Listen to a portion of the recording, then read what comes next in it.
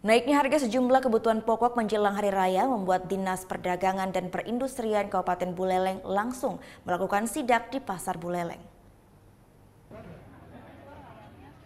Sidak yang dipimpin langsung oleh Kepala Dinas Perdagangan dan Perindustrian Buleleng menemukan sejumlah harga kebutuhan pokok naik di Pasar Banyuasri Buleleng. Salah satunya harga daging ayam dan telur yang masih tinggi.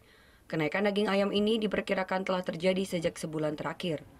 Menurut salah satu pedagang, daging ayam yang sebelumnya hanya di kisaran Rp38.000 per kilonya, kini naik di angka Rp48.000. Tidak hanya itu, para pedagang pun dijatah dalam pasokan daging ayam oleh sejumlah peternak. Diduga kenaikan daging ayam ini disebabkan oleh menjelangnya Hari Raya, sehingga stok di para peternak di Bali pun sedikit. Tidak hanya daging ayam, kenaikan harga pun masih terjadi pada telur ayam. Telur ayam yang sebelumnya dengan harga normal sebesar Rp35.000 per kilogramnya kembali naik di angka Rp43.000 per kilogramnya. Sekarang berapa? Sekarang kalau ekornya 4 Sebelumnya berapa, Bu?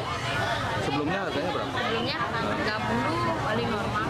Biasanya dapat 40, sekarang dijatah 25. Dalam satu hari. Sementara itu, Kepala Dinas Perdagangan dan Perindustrian Buleleng, Ketut Suparto mengaku, kenaikan harga daging ayam ini berimbas pada naiknya sejumlah kebutuhan pokok seperti beras, cabai, dan bawang.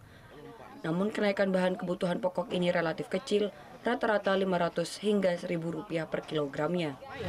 Memang harga produksinya itu yang naik. Ya, harganya pakan yang dari sebagainya, sehingga dari peternak itu menyampaikan kepada pedagang sudah naik. Itu artinya bukan pedagang yang menaikkan. Itu upayanya supaya daging ayam ini ya paling tidak sesuai dengan harganya lah, Rp3.800 minimal lah Rp40.000. Kami dengan tim teknis kami di pedagang setiap hari turun. Setiap hari kami turun pantau lapor. Sehingga kita harapkan nanti begitu menjelang Hari Raya ini harga relatif stabil. Untuk mengendalikan harga daging ayam, pemerintah berencana akan kembali menggelar operasi pasar, terutama pada daging dan telur ayam. Hal ini dilakukan untuk menstabilkan sejumlah harga pangan. Putu Wijana melaporkan untuk NET.